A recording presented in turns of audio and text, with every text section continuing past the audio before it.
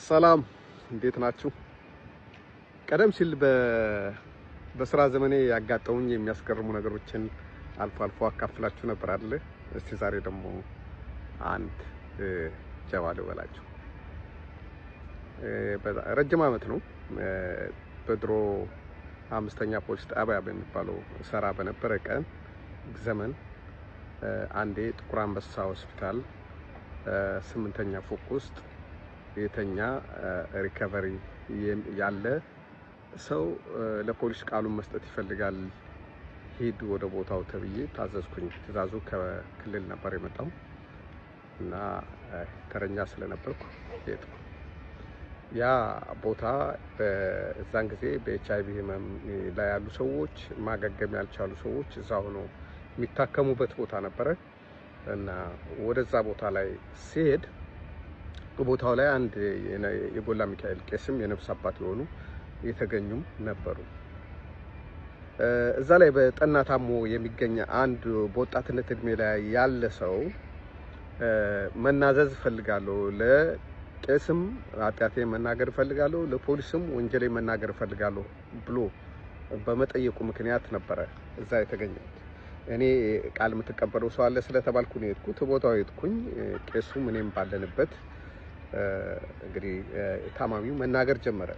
ታማሚው ሲናገር በተለምዶ ቴዎድሮስ አደባባይ በሚባለው አካባቢ ከሚገኝ ቶታል ነው አጂፕ አንድ ማደያ ነበረ ባልሳሳት፣ እሱ አካባቢ ከነበረ ጠጅ ቤት ውስጥ አንድ የጠጅ ቤቱ ባለቤት ወይም እንደዛ ኃላፊ ወይ ጠጅ ባለቤት የሆነ ሰው እቁብ ሰብስቦ የእቁቡን ገንዘብ ይዞ ወደ መኖሪያ ቤቱ በሚሄድበት ሰዓት መንገድ ላይ በጠበቁት ወንጀለኞች ተገሎ ገንዘቡ ተዘርፎ ነበረ እና እንዳጋጣሚ ደግሞ እንደ ግጥምጥሞሽ ሟቹንም አውቅ ነበር። እኔ ሟቹንም አውቀው በቤተሰባዊ መንገድ ነው፣ ግን ያኔ ፖሊስም ስላልነበርኩ በልጅነቴ የሰማሁት ታሪክ ሌቦች ዘርፈውት ገደሉት የሚል ወሬ ሰምቼ ነበረ።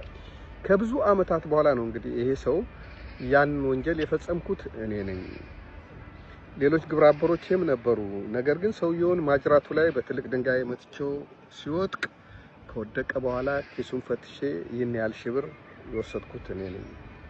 ከዛ ለጓደኞቼ ያገኘሁትን ገንዘብ የተወሰነ ደብቄ ነው ያካፈልኳቸው።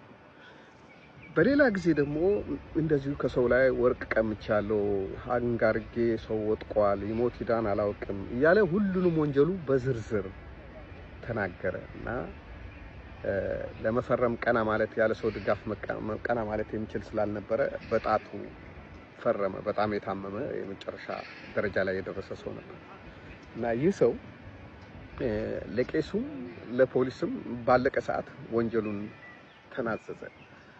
ወንጀሉን መናዘዝ ያነሳሳው ምንድነው ሲባል በሙሉ ብዙ ጊዜ ቆይቶ ነፍሱ አልወጣ ብላ በጣም ይሰቃይ ነበረ እና ነፍሴ እንደዚህ አልወጣ ብላ ያሰቃየችኝ ኃጢአቴና በደሌን ስላልተናገርኩ ነው ብሎ በራሱ ተነሳሽነት ዶክተሮችን ጠይቆ ነው የመጣለት እና የሚል ነገር ነው የሰማሁት። እና ቄሱም ራሳቸውን ዛዜውን ጽፈው ሄዱ። እኔም ደግሞ ቃሉን ተቀበልኩኝና ሄድኩኝ። ከዛ ብዙ ጊዜ ነፍስ ግድያ የሚጣራው በአዲስ አበባ ፖሊስ ስለነበረ ዓመተ ምሕረቱ ቀኑ ሁሉ እያስታወሰ ስለነገረኝ በዛን ጊዜ የተመዘገበ ክስ ለማየት ወደ ቦታው ወደ አዲስ አበባ ፖሊስ ሄጄ ኦልሬዲ ፋይሉ ለነሱ የሚገባ ስለነበረ ለነሱ አስተላልፌዋለሁ። ምንድነው የሆነው ታዲያ?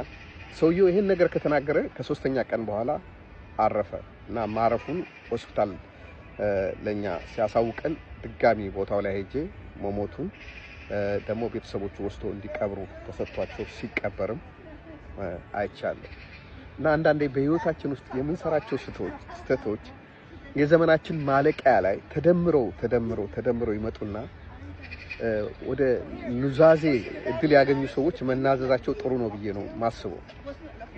በመንፈሳዊ ዓለም ላይ ያሉ ሰዎች በዚህ ጉዳይ ላይ ምን አስተያየት እንደሰጡ ባላውቅም ጌታ ኢየሱስ በመስቀል ላይ በነበረበት ጊዜ አንደኛው አሾፈበት። አንደኛው ግን ይህ ሰው እኮ እንደኛ ሰርቆ ዘርፎ አይደለም፣ በንጹህነቱ ነው እየተሰቀለ ያለው። ጌታ ሆይ መንግስት በመጣች ጊዜ አስበኝ ብሎ የእግዚአብሔር መንግስት እንዳገኘ ተጽፎ እናነባለን። ያኛው ግን አላገጠ። እስቲ ማዳን ከቻልክ ራስህን አድን እንዳለው ማለት ባለቀ ሰዓትም ቢሆን መጸጸትና ማዘን፣ መጸጸትና ጥፋትን መናዘዝ እንደ ሞራልም እንደ እምነትም ጥሩ ይመስለኛል። እና ይሄን ነገር እንዴት ታዩታላችሁ? እኔን ካስገረሙኝ ገጠመኞች ውስጥ አንዱን ላካፍላችሁ ብዬ ነው። ስላዳመጣችሁኝ አመሰግናለሁ። እግዚአብሔር ይስጥልኝ።